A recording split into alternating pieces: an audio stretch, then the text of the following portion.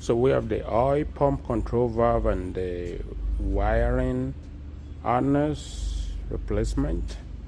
The first thing I did is because I will be taking off the steering rack, so I kind of secure the steering wheel. That way when I take the intermediate shaft off, the steering won't spin. So I've got that secured. I took both tires, front tires off. I took the splash shield, engine splash shield off. Took the dipstick off, the engine oil dipstick. Then I took the screw off, which is this Torx screw. So I took that off. And I also disconnect all this hose.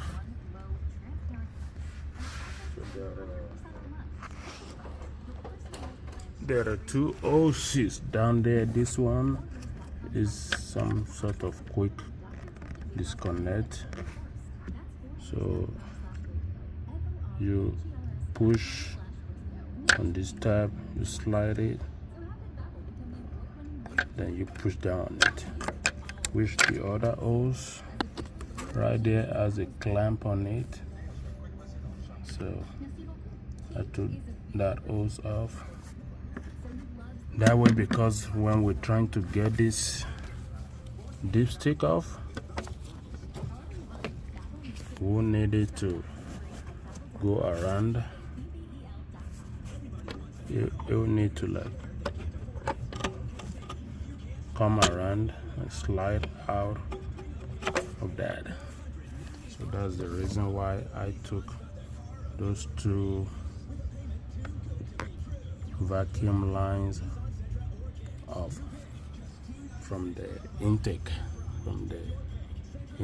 manifold. So the next thing I'm gonna do now is lift the vehicle up. That way I can get both lower control arms off and get my both axle shaft off. So I'll need to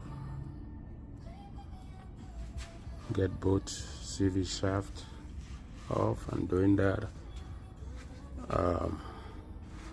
I'll need to take both steering tie rods out, then take both lower control arms, take this right off and this off on both sides.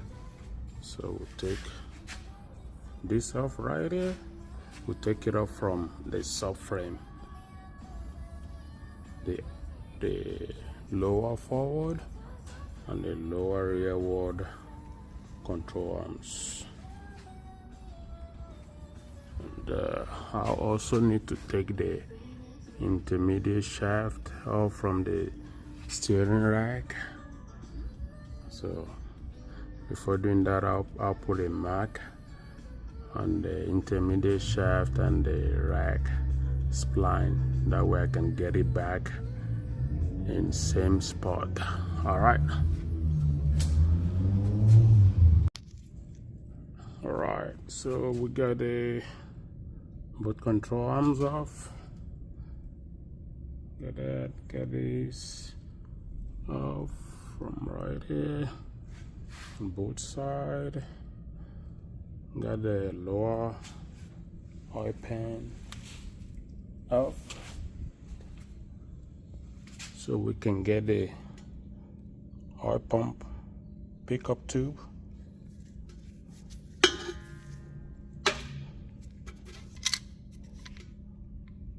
About these two bolts goes right in there.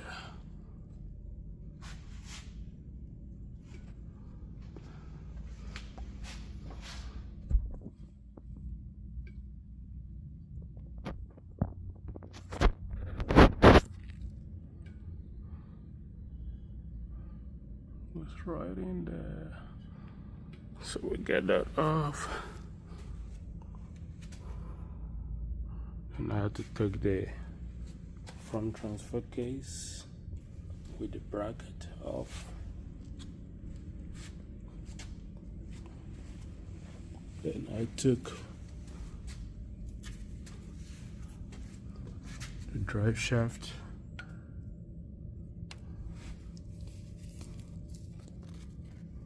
off.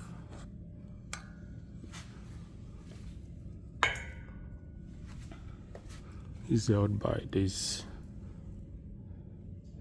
Torx bolt, 4 of it.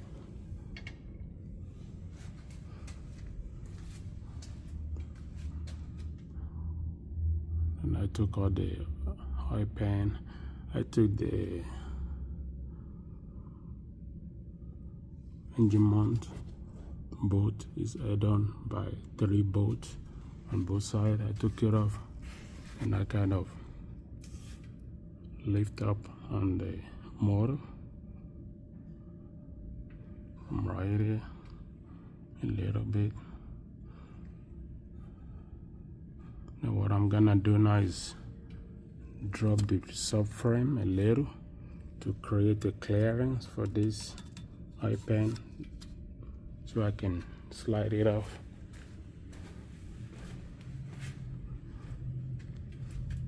So when I drop the subframe, I'll just drop it a little bit just for it to create a clearance so I can slide this oil pan off.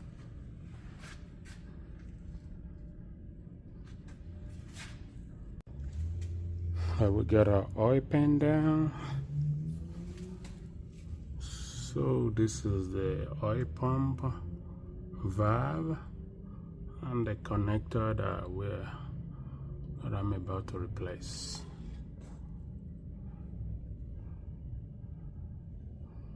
So what I did is I took all the 4 subframe bolts off, and it's still held on but in the front, so it's not gonna fall, so don't worry about it falling. Then I kind of pry down it and space it out so I can have enough clearance to slide this bottom part of the oil pan off. I've got it all out.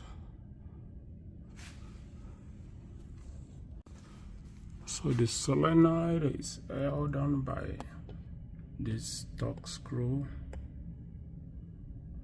one here and one right here on top. And to disconnect this, you have to disconnect that connector up there so you can get the harness off. So here's the nail oil pump valve. This is the nail valve.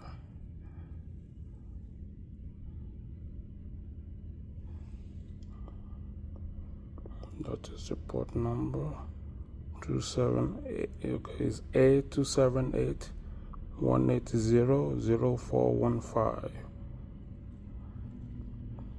Straight from the Mercedes dealership. So it just slides in there. It just bolts one here and one here. And this is the wiring harness. This end goes right here, and this here with this, it has a O-ring seal that seals it. So it just slides in there, just like that.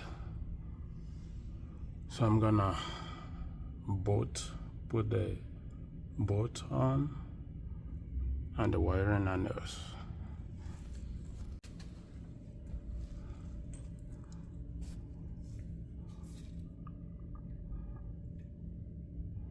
So one connector, Oil pump valve already installed. Cleaned all the oil pan mountings surface. Now I have to put the oil pan back on.